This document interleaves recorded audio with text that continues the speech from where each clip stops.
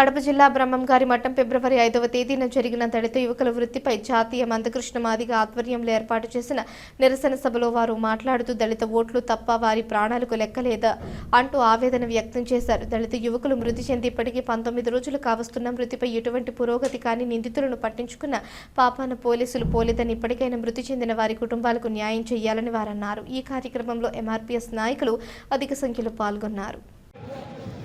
ఆ సర్పంచ్ మీద ఓడిపోయిన ఇంకో గాయం వ్యక్తి రాడు. అంటే మాదిగల మరణాలు, మాదిగ బిడ్డల చావులు ఎవరికి పట్టవు అనడానికి మన ఓట్ల మీద ఉన్నంత శ్రద్ధ మన బతుకుల మీద, మన ఇబ్బందుల మీద, మన చావుల మీద, మన బతుకుల మీద లేవు అనడానికి ఇది ఒక సాక్ష్యం అనేసి కూడా మీరు మర్చిపోదని సార్ అనుకుంటాం.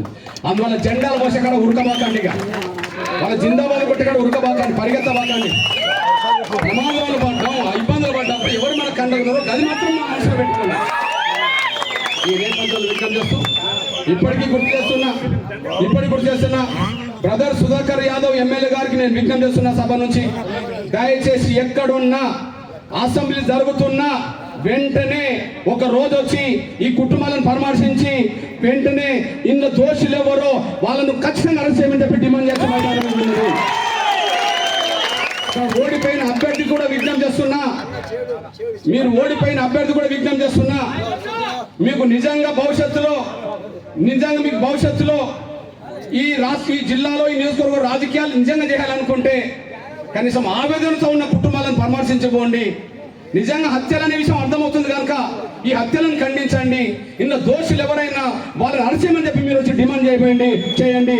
అంతేగాని మీరు అసలే పట్టించుకోకపోతే భవిష్యత్తులో మా గ్రామాలకు రావడానికి కూడా మీకు అవకాశం ఇవ్వకుండా పోతామని కూడా మా పల్లెలకు రావాలంటే ప్రతి మాదిగ పల్లె ఇది ప్రశ్నిస్తుంది.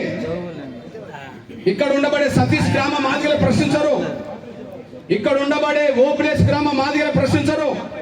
మా బిడ్డలు చంపబడ్డప్పుడు మీ టీడీపీ లీడర్లు మా కుటుంబాల దగ్గరికి ఎందుకు పోలే, ఎందుకు ఈ దారుణ హత్యలను ఖండించలే అనే విషయం ఈ జిల్లాలో ఉండబడే ప్రతి మాదిగపల్లె ప్రశ్నిస్తుందని